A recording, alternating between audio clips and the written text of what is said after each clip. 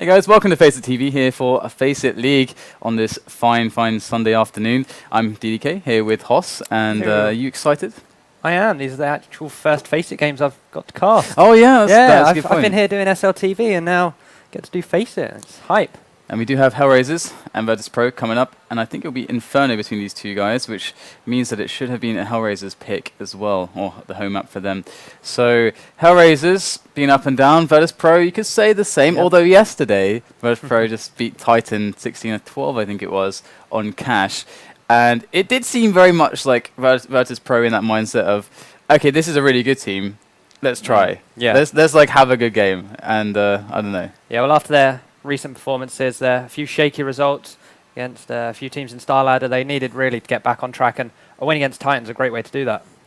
Yeah, it certainly is. And we, of course, having Virtus.Pro and HellRaisers together, and it always makes for explosive matches. I really hope that HellRaisers are on their game today, because they are usually the biggest question mark. Virtus.Pro can play great if the moment calls for it. They're always good at that. I mean, that's their thing. I mean, this is why they're such a good LAN team, is that when the pressure's on, when they have to perform, they pretty much will deliver. But when it comes to HellRaisers, lately there's no rhyme or reason really for their performances. No, it's been mostly down for them, except for maybe Simple here and there. He's been a great addition to the lineup and really been pulling them back from games where they probably should have lost. So hopefully they turn up today and give us a good match against Virtus.Pro.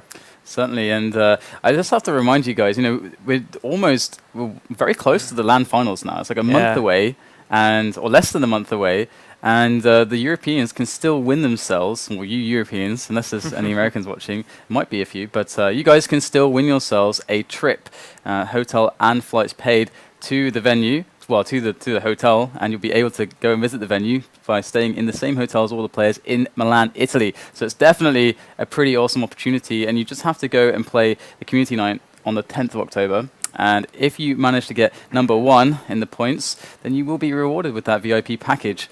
So this is something that you should really consider. If you have the 10th 3, just score out those 8 hours and just grind some pickup games, get those points, and see if you can get yourself the VIP package. Milan is a pretty nice city. Italy is a beautiful country, and it's like the weather here at least is like it's summer. So I'm sure it'll be pretty good there as well. And throw some CS:GO action in there as well, because you can't forget that, and be a great weekend.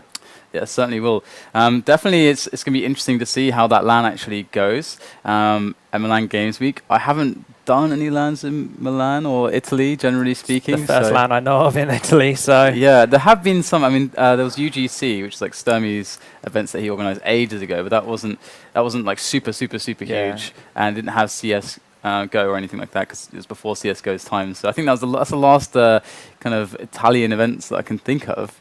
I'm sure there must have been more. There must have been, but none come to mind. Yeah, so we'll have to see how that ends up going. I'm sure it's going to be glorious. I'm actually just really excited to just get some cheap wine that's awesome again, because here I can't do that.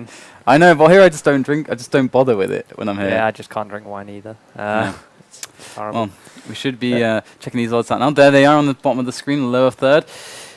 Pretty even. I think that's fair. People seem to be gaining some more respect for HellRaisers, because that's what I'm surprised about, that people are saying, all right, we think HellRaisers will maybe actually have a good game here. And I guess maybe it's the same case with both teams, though, because you could also say for Virtus.Pro, I don't know if I want to bet on Virtus.Pro anymore, because recently they've had some, like they had a loss against Overgaming, they had a draw against that, this is going to make people very angry who are betting on the matches. Yeah, and when you put these two teams side by side, it will literally be who turns up on the day, because they're both not playing their best, and the odds reflect that.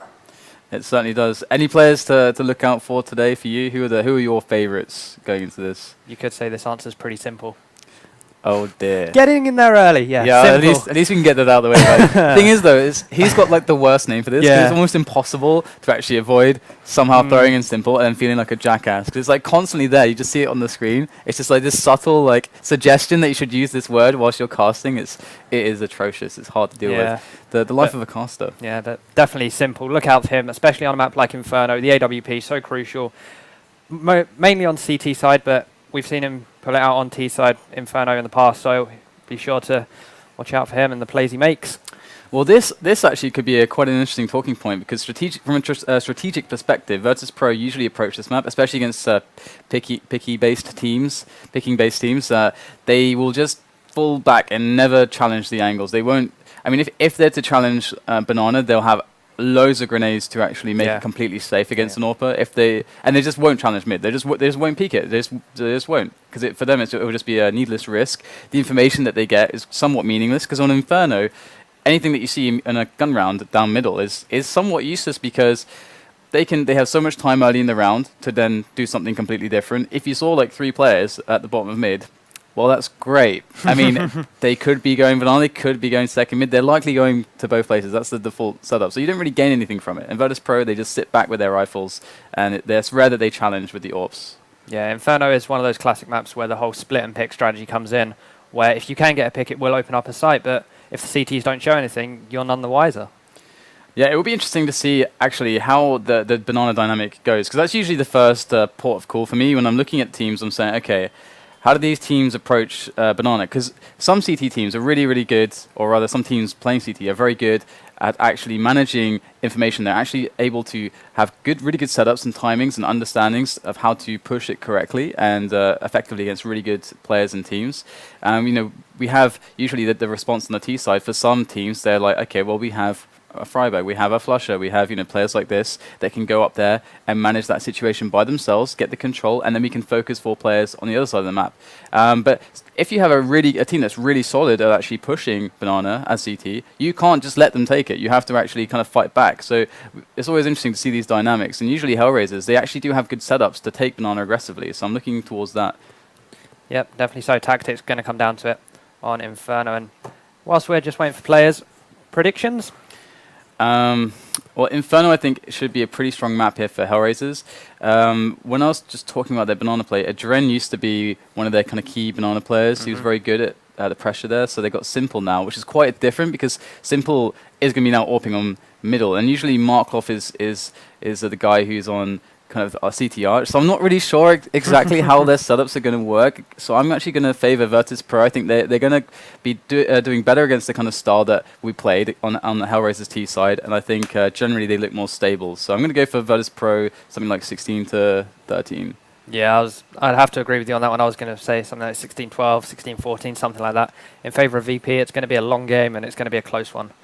Yeah, it's going to be a really good one. I want to see if HellRaisers, sorry, we're just filling time here, guys, whilst the players get themselves already on the server.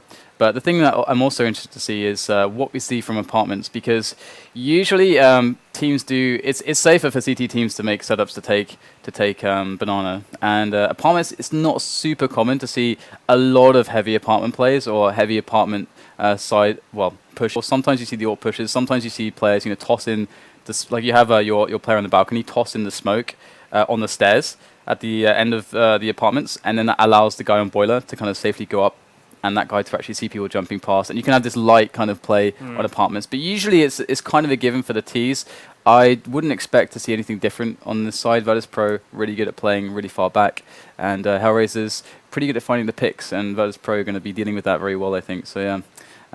I think we jump into the knife round very shortly, so hopefully we'll get to see who starts where, and that's where things really start to get interesting. Yeah.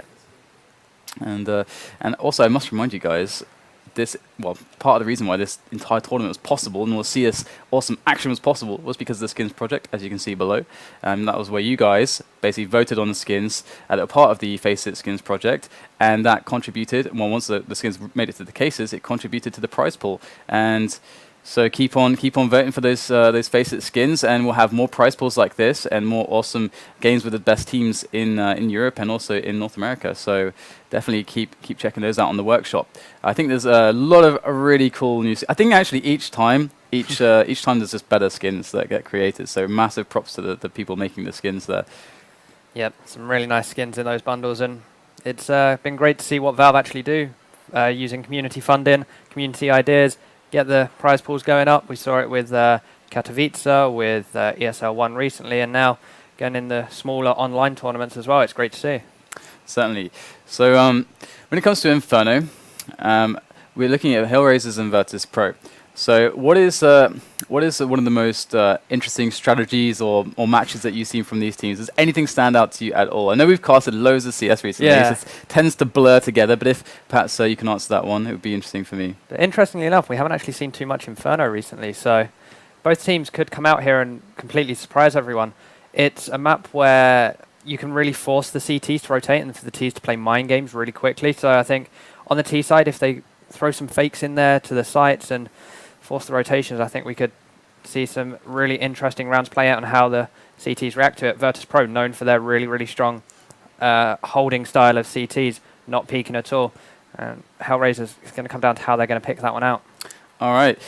You know what? We're going to go to the knife, which I'm a little bit disappointed because I was just thinking, okay, what can I do that would be interesting here? And I was about to jump in the game and just draw on the map, but no drawing. No drawing. Yeah, I could have illustrated some interesting stuff with different positions, but it's okay. Always got stuff up my sleeves for filling time. It's always good. But we do have the knife round going on now, so we'll get to see the awesome knife action here. They're just going to go for it. Okay, there's no messing around here, which is what I like to see. That's what I like to see. And there you go. That's the fastest knife round I think I've seen in weeks, which I do appreciate. And I think we're going to a quick little pause here, so I actually will be able to draw on the map after all. So that's going to be great as we do. Okay, perhaps not. We're going. All right, maybe not. As the map is changing, so perhaps there's a problem with the relay. We'll find out momentarily. Either way. So Hoss, yes. What have you been doing besides casting? What is your life? My life at the moment is football, college, casting, and some league admin stuff in there as well, because League of Legends, second best game. Second best game. Well, we'll just not go there, shall we? No, no, we won't. So when it comes to the football stuff, I don't really understand because I'm just all esports. So what is this? Okay, I guess that the question I'm supposed to ask you is what team you support. NFL, New England Patriots. Okay. That still means nothing to me, but it's just maybe for the viewers to get English some knowledge about you. Enfield Town FC, my local club. And after Man United's recent performance, I choose them second. All right, so there you go. Obligatory football questions asked. Gone. I don't know where to go from here because I remember when I was in Italy and for quite some time, and I got I won't say dragged, but I got I was invited and went to some Milan. Well, no, to some pubs in Milan, like kind of sports bars and stuff, where people were watching the game, and I felt like I was like an undercover spy or something, just like infiltrating a whole new world. Yeah, I didn't want to let them know that I wasn't one of them, for fear that I would get like stabbed or something, because Italians are okay. I don't think Italians would stab you, but they're very passionate about their football. So I didn't understand their world, and for me, I do enjoy playing it, but I can't watch it. It's too slow. No, I used to play a few sports, but now my peak of physical condition isn't where it once was. So what happened? Debilitating injury? No, esports. Esports? same thing. Yeah. Same thing, pretty much. Yeah. So that was the thing. All right. Well, I think we're back on the server. So at the very least, okay, we're going to go live, which is great. Damn it! When am I going to get to draw? I want to just get my creative juices going. So let's jump into the match, guys. We do have ourselves Virtus.Pro and HellRaisers here for FACEIT League. And we haven't done any FACEIT League matches in a while. We were slammed with SLTV games. But we're actually going to have some of those later on, after we've done the block of FACEIT League matches. But into this match, we do see the pistol. And here it is, Virtus.Pro. Going to get challenged here on Banana. Looks like it's going to be a quick frag for Dosia. And in comes Snax. Now, can he do something here? Does get a good flash. And there are some frags coming his way. Wow. Snax with a triple kill with the USP. Good stuff there. And Virtus.Pro in like a train up Banana. This is going to be tough. Is Snax just going to ace them? There's Markelov. Pasha, why would you do it? But great stuff there from Snax. Really great hold from him. Got the frags in there before the smoke did pop out, and even got one in the smoke. And interestingly enough, he didn't even get the easy target of Markelov. Markelov got tagged down by the great nade by Neo that came in early on. Took him down to 50 HP, and once he was left, it was easy pickings for Virtus.Pro to come in. And this is a really interesting second round buy from them. Seeing a Mag 7, a P90, and byali going for a FAMAS along with 2 M4. So really mixing it up here, and HellRaisers don't want to put anything into this. They got the bomb down, so they're going to be able to get the third round buy. So, going to be just going for these P250s, and Pasha with the early pick onto Dosia, as HellRaisers now Just 4 of them left. Going to try and get the bomb down for some extra cash and do some economical damage as Pasha's pretty low. He's going to have to play safe. Yeah, and HellRaisers, they opt for just PT-50s. They don't get themselves any armor, no nades really, so very light investment. They got the bomb down, so this is the reason they're going to be able to buy the following rounds. They didn't want to tax their economy too hard. Simple stuff, you know, basic stuff. I'm sure a lot of people are sick of me constantly repeating this every game, but there are people who don't know. And we have Virtus.Pro in a good position right now to pretty much clean this up without any losses. Great P90 action coming in from TaZ. They're making the 3 kill there with the spray down, and it's going to be a very flawless round from Virtus.Pro. And in comes the buy here for HellRaisers, and going to see that there aren't going to be a lot of nades on them as they did invest in those PT-50s on the previous round, so perhaps maybe regretting that or looking for a very fast play in this round.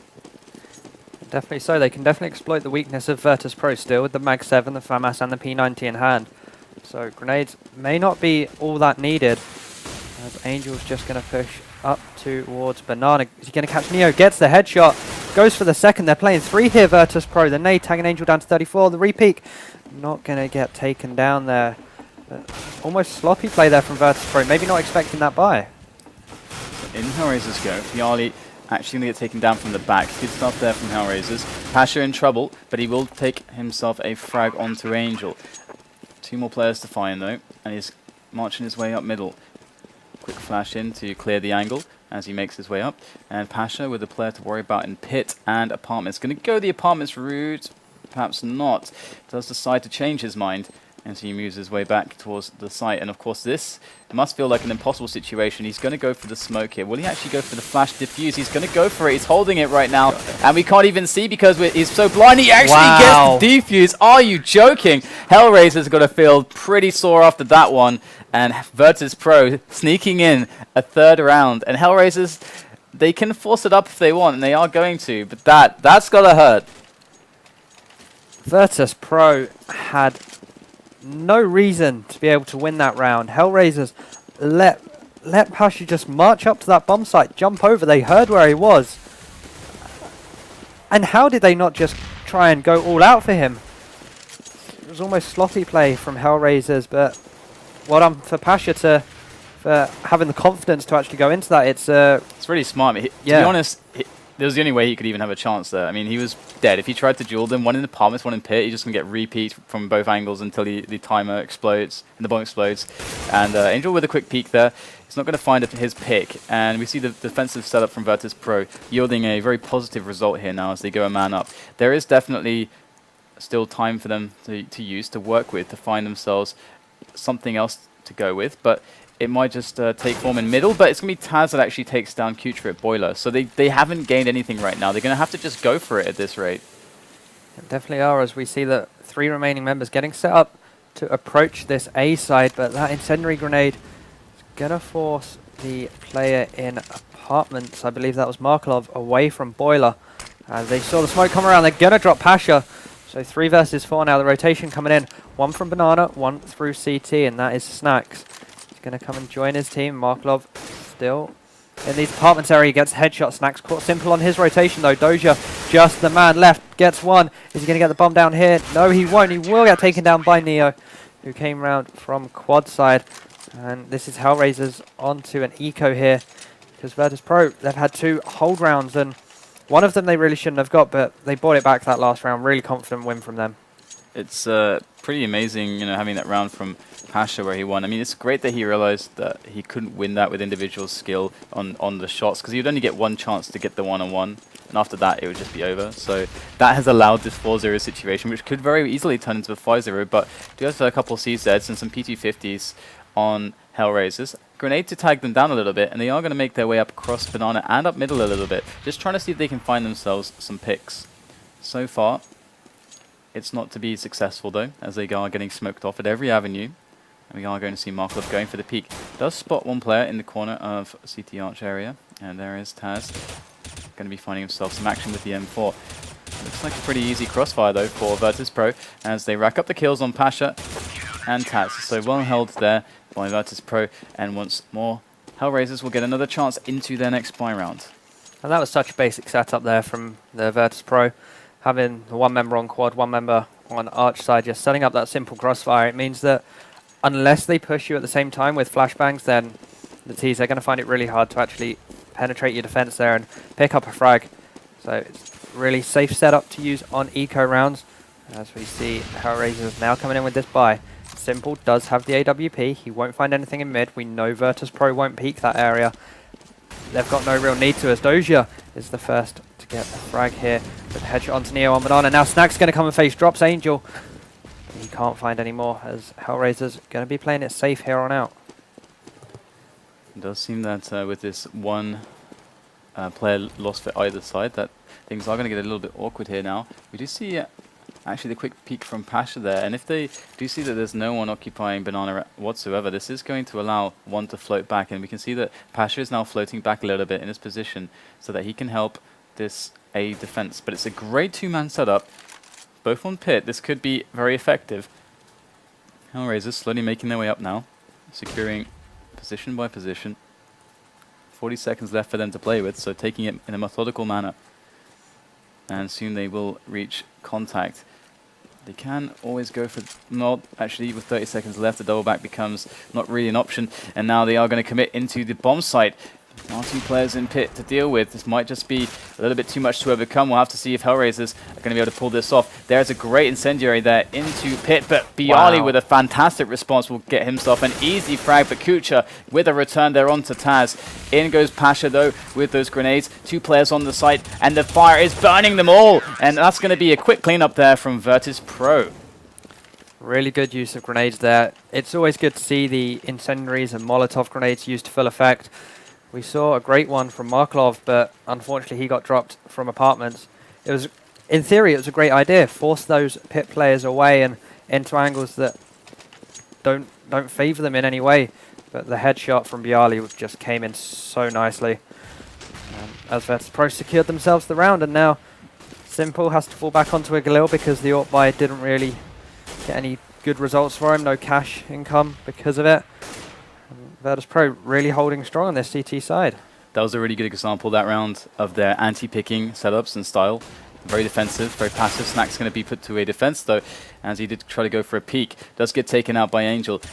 Neo does get the return frag though. There's another player there to find, and Neo will actually execute. So great stuff there from Neo on the B side. And now there is a significant advantage, but can kucher even things up? He will get himself a single frag.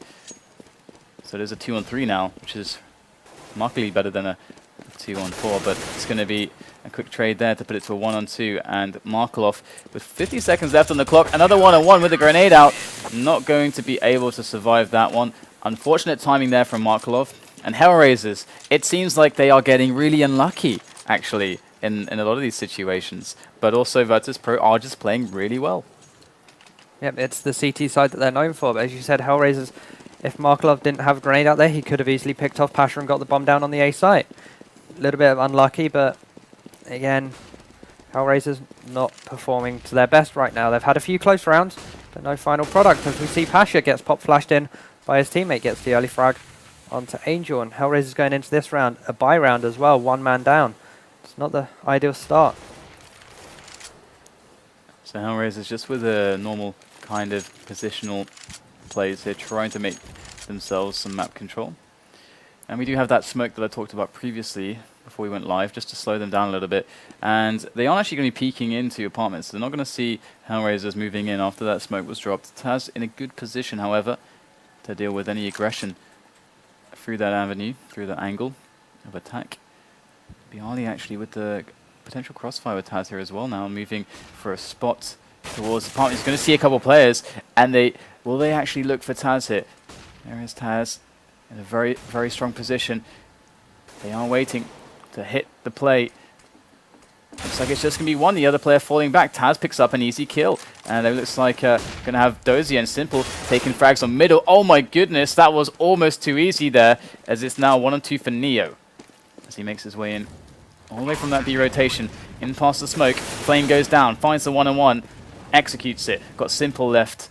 Simple getting dropped, and Dosia left. And that's going to be an easy kill for Dosia, unfortunately for Neo, as HellRaisers finally get their first round on the board.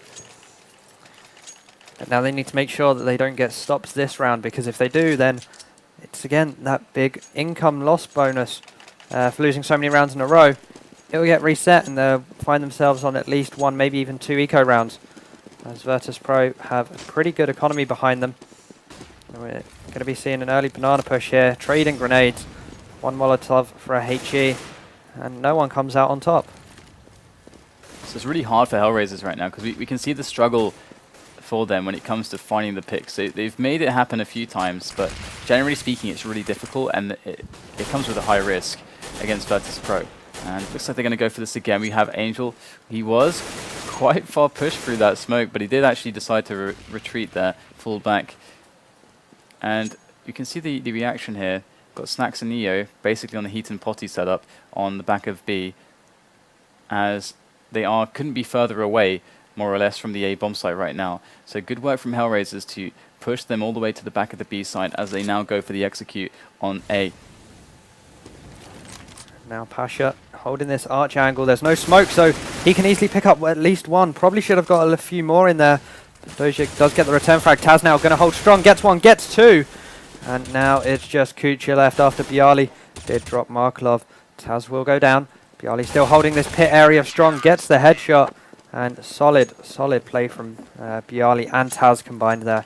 Really nice hold on the A site. That was really sick, actually.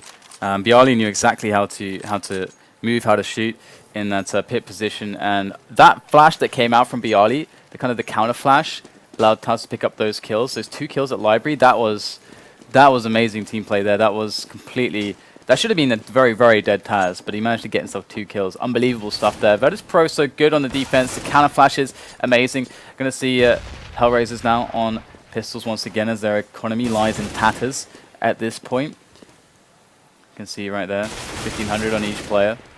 Obviously having won a round, then losing immediately after, getting completely reset. That's basically the worst case scenario. And they can't even really buy now. I mean, they're going to force it up because they kind of have to buy. They just have to try at this point. They can't go and continually eat. They can't do more than 1 eco. That'd be very, very sad indeed.